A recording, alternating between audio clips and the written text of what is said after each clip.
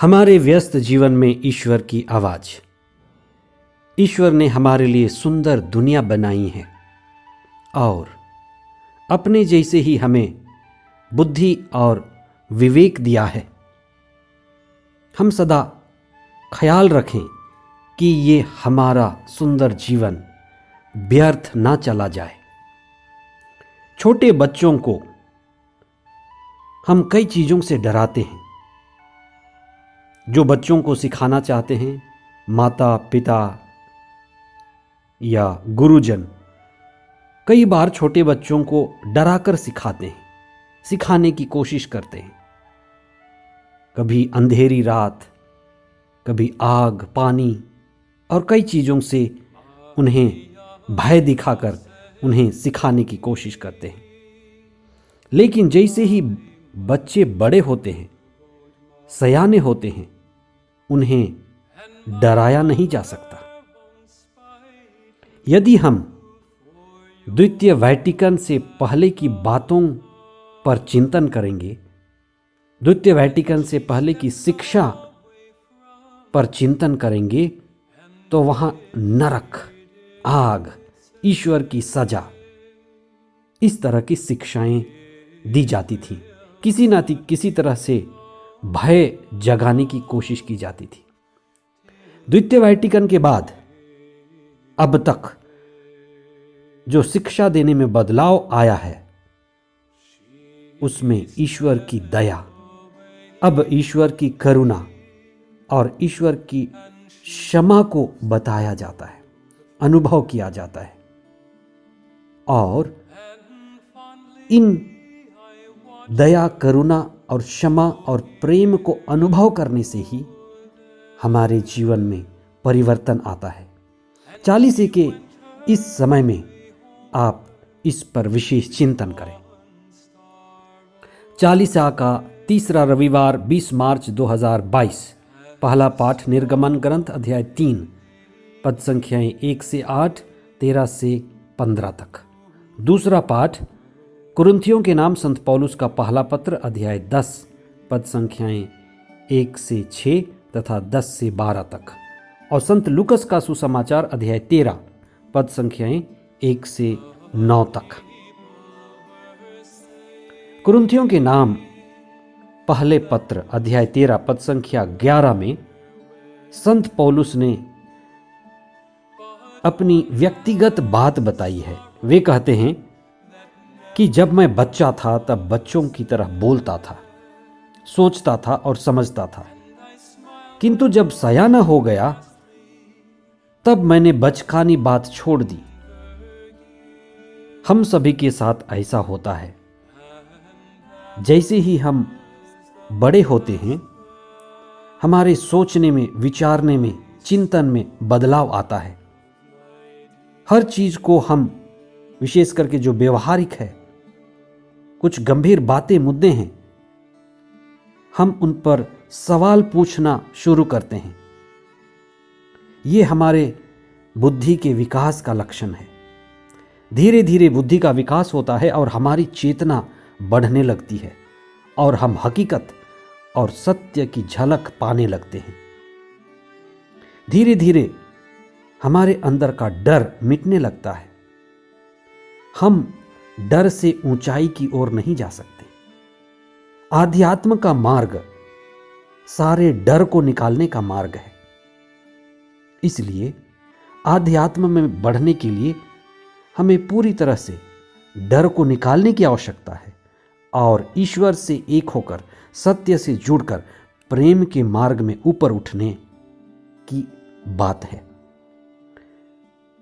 आज का सुसमाचार का पहला हिस्सा हमें बताता है कि हमारे समाज में प्रारंभ से हिंसा रही है।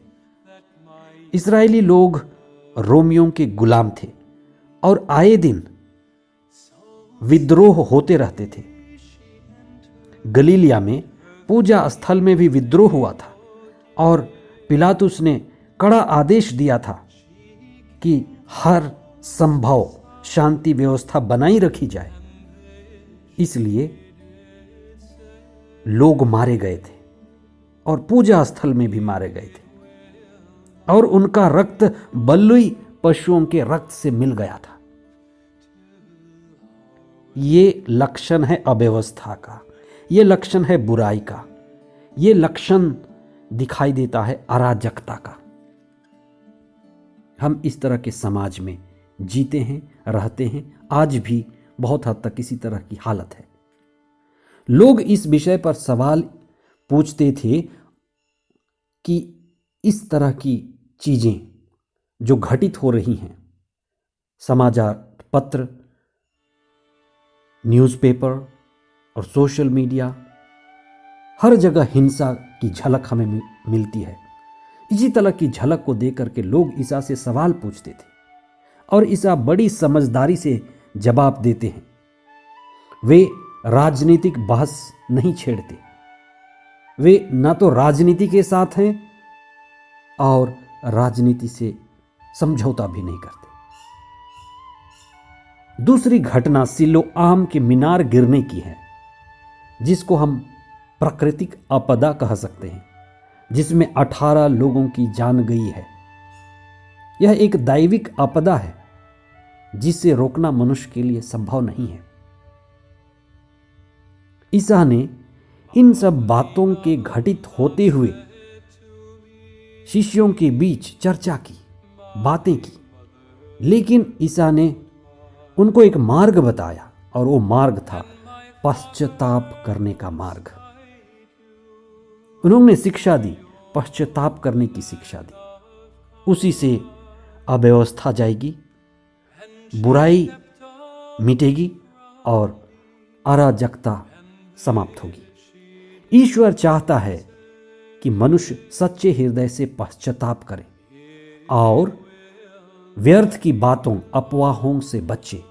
सच्चा पश्चाताप का मतलब है मनुष्य चेतनशील बने, संवेदनशील बने। पश्चाताप से चेतना और संवेदना आती है और वही हमारे व्यक्तिगत जीवन में, पारिवारिक जीवन में, सामाजिक और राजनैतिक स्तर पर व्यवस्था ला सकती है। जागना ही व्यवस्था की पहली कदम है। ईश्वर सत्य है। जैसे आज के पहले पाठ में ईश्वर ने मूसा नबी से यह बात बताई कि वे ही सत्य हैं, सत्य जो हमेशा रहता है, जो था, अभी भी है और हमेशा रहेगा। उसी ईश्वर को वचन और संस्कार में पाना हमारा कर्तव्य है। मूसा ने ईश्वर को अनुभव किया, सत्य को अनुभव किया और मूसा को जो कार्य मिला, इस्राएलियों को प्रतिज्ञात देश ले जाना, उस काम को उन्होंने ईश्वर के द्वारा किया। लोगों के साथ, ईश्वर के साथ यात्रा की। आज भी हमारे लिए वही कार्य है। हम मिलकर के ईश्वर के साथ स्वर्ग की ओर, अच्छाई की ओर यात्रा करें। कुरिन्थियों के नाम पहले पत्र में संत पौलुस कहते हैं कि हमारे जीवन का उद्देश्य ईश्वर को खोजना है और ईश्वर के साथ रहकर जीवन बिताना है। हम अपने उद्देश्य को पा सकें, तब हमारा जीवन सुंदर बनेगा।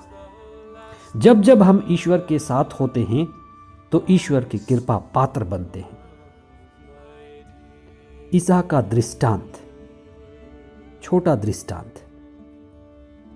हमें यह बताता है कि हमारा ये जीवन एक मौका है, एक अवसर है, एक सौभाग्य है कि हम अच्छे जीवन जिएं और अपने जीवन को सुंदर बनाएं। हो ना हो हमारे हाथ से ये जीवन निकल जाए। अच्छे जीवन का अर्थ है शांतिपूर्ण जीवन और अपने जीवन में दिव्यता को बढ़ावा देना। आप अपने जीवन का मूल्यांकन करें। ईश्वर दयालु है। हम गिरते हैं, पाप करते हैं, भटकते हैं, लेकिन ईश्वर हमें कई मौका देता है। उसने पेतरुस को मौका दिया, पौलुस को मौका दिया। हम में से हर एक जन को मौका देता है कि हम अंधेरे से प्रकाश की ओर लौटें, असत्य से सत्य की ओर लौटें, व्यर्थ के जीवन से अर्थपूर्ण जीवन की ओर लौटें, सांसारिकता से आध्यात्मिकता की ओर लौटें। हम बुराई और पाप के मार्ग में भटकने से बचें। प्रार्थना में ईश्वर के साथ जुड़ें, पश्चाताप व हृदय परिवर्तन के लिए साधना करें। आज का दृष्टांत हमें 40 दिनों की इस महत्वपूर्ण बात को बताती है कि 40 दिन हमें साधना के लिए मिले हैं। प्यारे भाई, प्यारी बहन, ये 40 दिन हमारे लिए साधना के लिए मिले हैं। साधना ही पेड़ के चारों ओर खोदना है, साधना ही खाद डालना है, साधना ही पानी डालना है। आइए हम विशेष प्रार्थना करें कि ये 40 दिन व्यर्थ ना जाए।